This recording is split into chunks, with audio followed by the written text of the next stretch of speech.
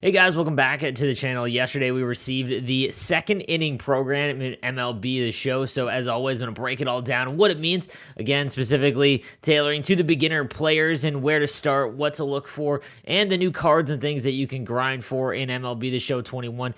Tons of content as always, and we'll talk about the second inning bosses and what I think you should do with them, as well as the new Topps Daily Moments. So again, if you do like the content and you're new to MLB, my channel is basically dedicated to MLB the Show 21 beginner players. So if you're just getting into the game, be a great channel to subscribe to. All right, let's get into the video. All right, so we'll take a look at the second inning. And again, it works a lot like the first inning does. It goes all the way down to 650,000 experience. Right now, I've only earned just under 20. And again, at 350,000 experience, we've got the second inning bosses, and we'll take a look at those right now. We'll start with the 95 overall Jason Bay, with unbelievable hitting stats. Obviously, 92 contact against righties, lefties at 106, 96 power, and 100 against lefties. Phenomenal card at the plate and a decent fielder as well.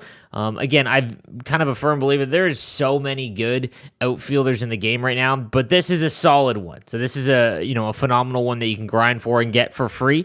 The one thing I will say again, as always, is that there's certain things that you want to focus on. It's going to depend on your intention of the game, but we'll talk about that in just a little while. But if this, if you are able to get to the first inning, your second inning program, this is a phenomenal outfielder for you. Then we've got the 95 overall Lee Smith, who's got absolutely electric stuff. So 101 hits per nine, 122 K per nine. So the opposing player's PCI is just going to be as small as possible, basically. And then his pitch control at 90, velocity 97, and break at 91. And then you look at his pitch velocity, 99 on the fastball, 82 on the forkball. I talk about pitch splits a ton and a really effective way to strike people out. If you have guys trying to protect against 99 on the fastball up and in, and then you hit him with a forkball that's 82 miles an hour, for a beginner player and even for an average player, that's extremely tough. So this is an absolutely nasty card that can come out of your bullpen. You take a look at the pitch control as well.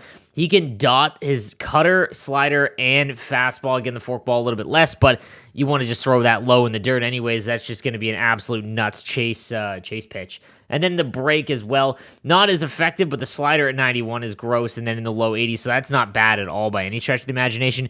So this is a phenomenal closer card, and honestly, just with the pitch mix alone, the cutter is one of the hardest pitches to hit this year, and then obviously that fastball-forkball split. This is one of the best relievers that you can get in this game right now. And then finally, the 95 Dong Mattingly. It's kind of like in the community that he is just not a very amazing hitter. Obviously, contact hitters are going to receive less fanfare than the guys that can absolutely smack nukes. So, obviously, elite contact. His vision's perfect. Like, he's going to be able to put the bat on the ball. The one thing I will say, again, is my content is more tailored to the newer players in MLB. If you can't get a ton of hits in a game, you don't really want to have a ton of contact guys, and the reason for it is if you're going to get a few hits in a game, you want to make sure that you give yourself the best chances to put it out of the park. Now, he does play a lot of positions, first, third, left, and right, so that does help with flexibility, and his fielding is great as well. So putting him in the outfield would be great, but only 40 speed. I'm not huge on the high contact guys, but it's not like he's a bad card by any stretch of the imagination, but he would be a distant third, in my opinion, to these two.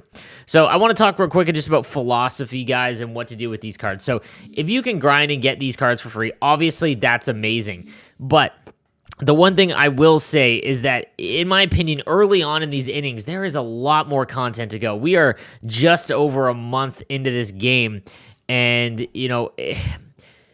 in my opinion, you should try and get the live series done as quick as possible, at least one of the leagues. And the reason being is that while you can sell these cards, if you can rush through the innings, okay? Rush through the program as quick. You don't even have to go that fast, but you can sell these cards for, like, I sold my Piazza for $70K immediately when I got him.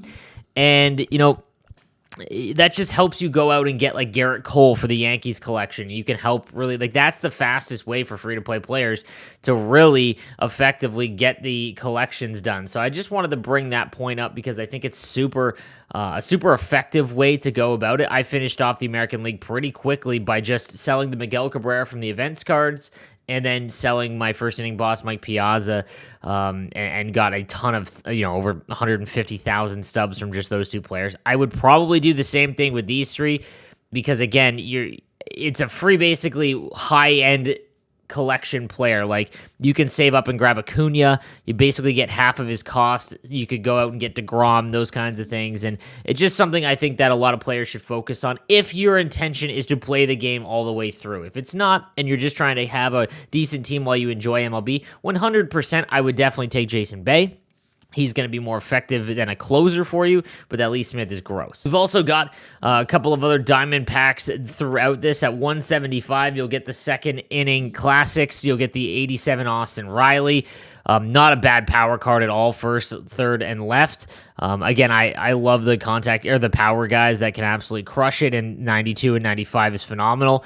The 87 Michael Kopech, I've loved Kopech since he was drafted, and absolutely electric stuff. Again, it is super effective to have a guy that can throw 99 and come back with a 85-mile-an-hour slider. Like, it's just really tough to hit, and that velocity at 99 is crazy. His pitch control is a little low, but again, those splits you can really do some damage with, and he is a good starter for you if you're looking to build out your ranked season squad, as he's got 84 on the stamina there. And then the 87 Brad Miller, who's kind of a righty specialist, so an off-the-bench guy, but he can play any position for you. So obviously that is going to be team dependent. I would probably go Kopech here or Riley if you really needed someone that can play those positions. But that Kopech card looks gross. So acquiring XP this inning seems to be a lot more challenging than the first one.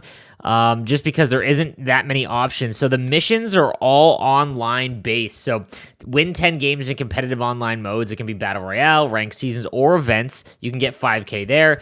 21 runs with prospect, rookie, or breakout cards. So you'll have to look in your collection and put those cards in your lineup if you want to get this done as fast as possible. And then Speed Demon, tally 10 stolen bases with any player in any online mode. So you're probably going to see a lot of steal attempts in your games, guys, so just be on the lookout for that. But that can get you basically 17,500 XP, which isn't an awful lot. We've also got a collection here.